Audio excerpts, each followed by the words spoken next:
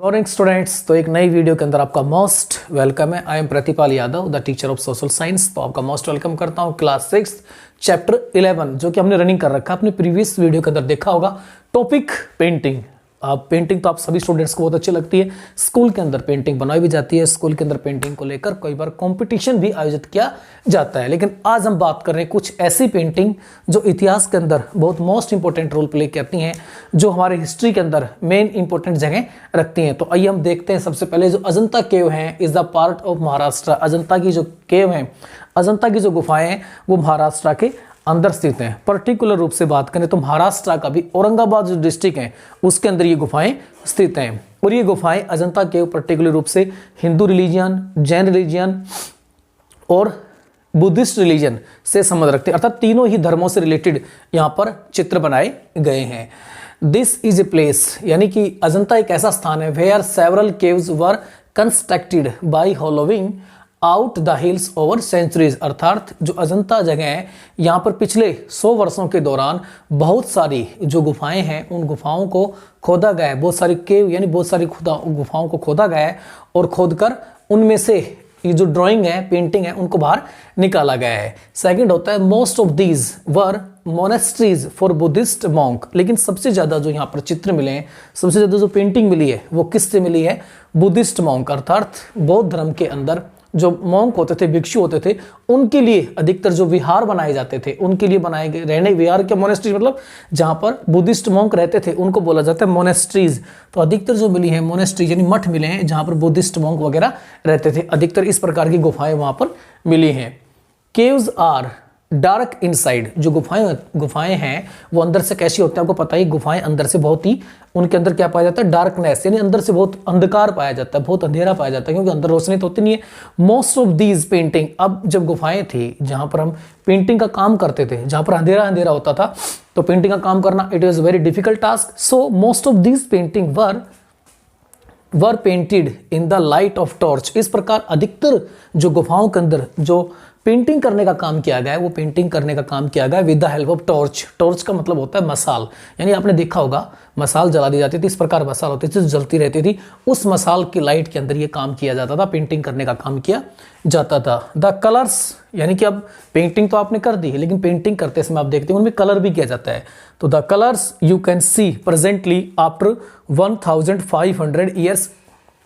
अब ये जो पेंटिंग जो की गई है 1500 साल हो चुका है, लेकिन आप भी जब इन पेंटिंग को आप देखेंगे, कभी आप विजिट करें और अजंता जाएं, तो आज भी जो पेंटिंग कर रखी है उन पेंटिंग को आज भी आप देखेंगे तो इतने 1500 वर्षों के बाद भी ये जो कलर्स हैं यहाँ पर पेंटिंग के अंदर जो कलर्स यूज किए गए उनमें आप शाइनिंग देखेंगे, यानी कि आज भी वो शाइनिंग कर रहे हैं। तो आप देखते हैं कितने अद्भुत प्रकार के वहाँ पर कलर यूज किए गए थे। The colours were made of plant extracts and minerals. अर्थात जो कलर बनाए जाते थे वो किससे बनाए जाते थे? Were made of plant extract, यानी जो पेड़ पौधे थे उनसे, एंड मिनरल्स, और जो खनिज थे उनसे मिलाकर क्या बनाए जाते थे? कलर। समझ गए आप सभी? ये जो उस पेंटिंग में कलर यूज किए गए हैं वो कलर प्लांट्स और मिनरल्स उनसे मिलाकर इस प्रकार के कलर बनाए जाते थे।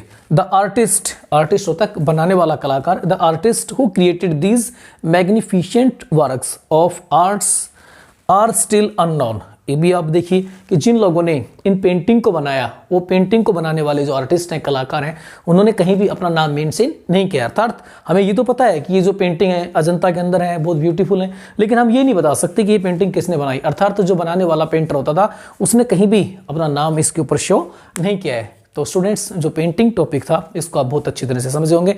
The world of books, world of books, यानी उस समय बहुत इंपॉर्टेंट बुक्स भी लिखी गई थी, तो उसी चीज को लेकर हम डिस्कस आगे कर रहे हैं।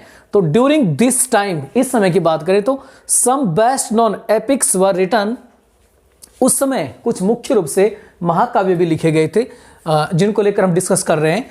तो शिल्पीदिक्रम पहला महाकाव्य था, Silappatikaram. A famous Tamil epics was composed by a poet named Ilango around 1800 years ago. यानी उस समय एक बहुत फेमस तमिल एपिक्स, तमिल महाकाव्य लिखा गया था। 1800 वर्ष पूर्व की बात करें तो एक फेमस तमिल महाकाव्य लिखा गया था जिसका नाम था शिल्पीदिक्रम। और इसको लिखने का जो काम किया था वो क्या था? इलांगो। इलांगो कौन था? Elango was a famous poet, उसके द्वारा इसको रिटर्न किया गया था, इसको लिखा गया था।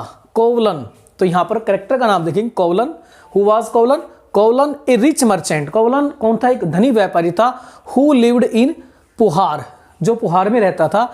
And fell in love with a courtesan named Madhavi, neglecting his wife Kannagi. अब देखिए यहां पर एक छोटी सी स्टोरी दी गई है इसके अंदर, क्योंकि एपिक्स होता है, एपिक्स में एक स्टोरी होती है, तो यहां पर स्टोरी किसकी है? कोवलन की स्टोरी है। कौन था? एक रिच मर्चेंट था जो कि कहां रहता था? पुहार में रहता था। लेकिन वो एक प्रेम में गिर गया था, एक प्रेम के अंदर वशीभूत हो गया था। उस प्रेम की बात करें तो and fell in love. Fail in love का मतलब होता है वो एक प्रेम करने लग गया था। किससे? विद ए कोर्टिशियन, एक दरबार में रहने वाली जो नृत्य करने वाली महिला थी, जिसको हम नर्तकी बोल सकते हैं, उससे प्रेम करने लग गया था। उसका नाम क्या था? माधवी। क्या नाम था उसका? माधवी से वो प्रेम करने लग गया था। और अपनी जो पत्नी थी कनंगी, उसकी वो क्या कर रहा था? उपेक्षा, उसको इग्नोर कर रहा था। अब यहां तक स्टोरी के अंदर। चलो आगे हम देखते हैं क्या हुआ।